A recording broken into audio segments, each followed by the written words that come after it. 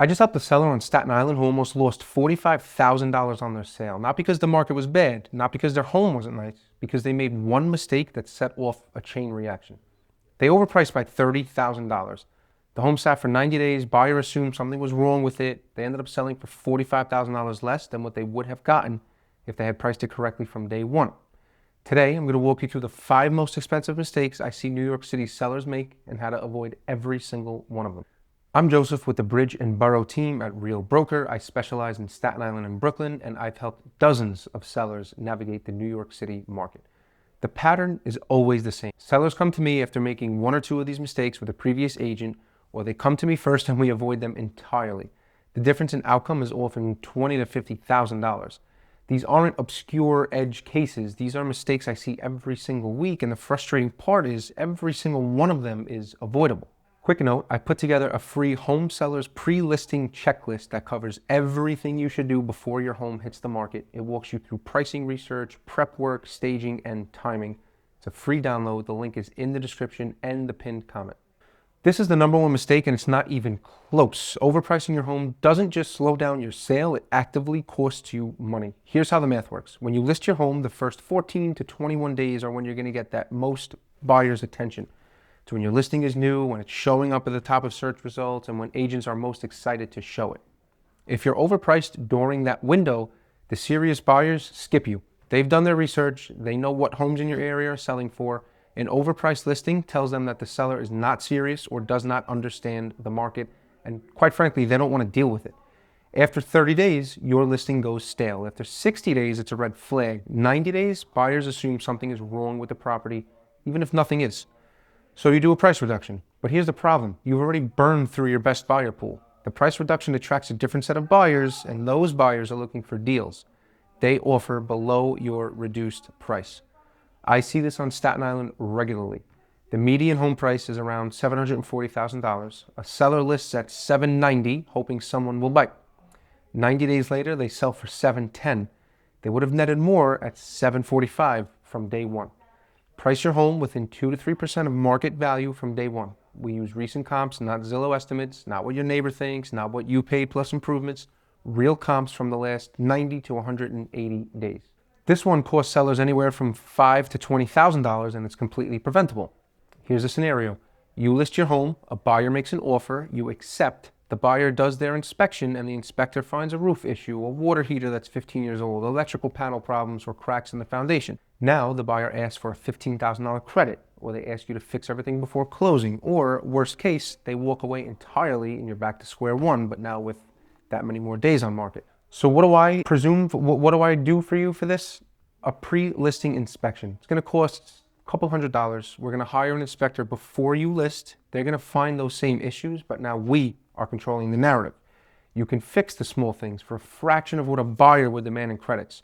You can disclose known issues up front, which builds trust, and you eliminate the single biggest reason deals fall apart after going into contract. I recommend a pre-listing inspection to every seller I work with. It's the best couple $100 that you will spend in the entire selling process.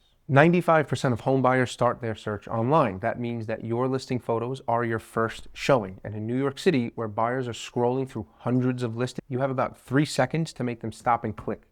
Dark, cluttered, phone quality photos kill your listing before it ever has a chance. It's 2026. I don't know how and why realtors are still doing that, but nonetheless, professional real estate photography costs a couple of $100. It's wide-angle lenses, proper lighting, editing. Some photographers include a virtual tour, a video walkthrough. This is not an optional luxury like it used to be. It is baseline requirement in 2026. And I handle that for you too. So now let's talk about staging. You don't have to hire a full staging company, right? At a minimum, let's declutter the room. Let's remove the personal stuff. Let's make sure the windows are up. Everything has good lighting. If you want to go further, professional staging for a vacant or sparsely furnished home typically costs a couple $1,000, and data consistently shows that a staged home does sell for more money and sell. I've seen the same apartment photographed 2 different ways, right? One listing gets 200 views in its first week, the other gets 2,000. The same apartment, different photos. That's the difference between selling in 30 days and sitting for 90. Timing matters more than most sellers realize. The New York City real estate market has clear seasonal patterns, and listing at the wrong time can cost you both time and money. Strongest selling season in New York City, and we're going through it right now. Strongest in 4 years. Middle to late March through June. This is when inventory is highest, but so is buyer demand. Families want to close before the school year. The weather is nice for open houses, and buyers who have been searching all winter are ready to go. Homes listed in April through June consistently sell faster and for higher prices than homes listed in November through January.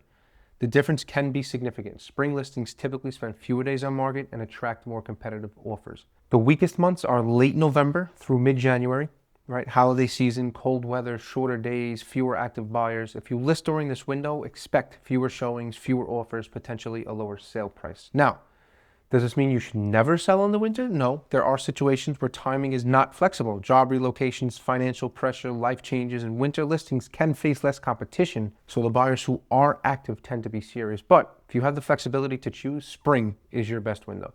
Staten Island, the spring market is especially strong because families are looking for more space, yards, and better school districts. Now, I covered this in detail in my video on the cost of selling in New York City, but it deserves a spot here because so many sellers are surprised at the closing table.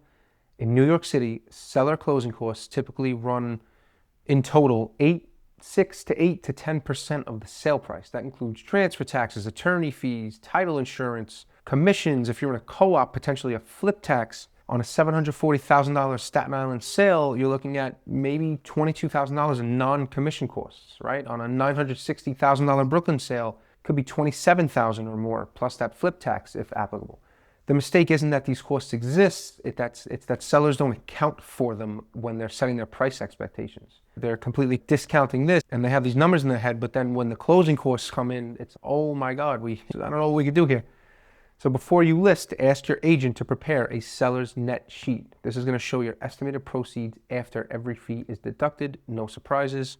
It's also no surprise that I'm providing this to you. I'm going through this with you at the listing appointment. We're going to talk about everything because I don't want any surprises down the line. Let me give you the 5-point checklist that avoids every mistake we just covered.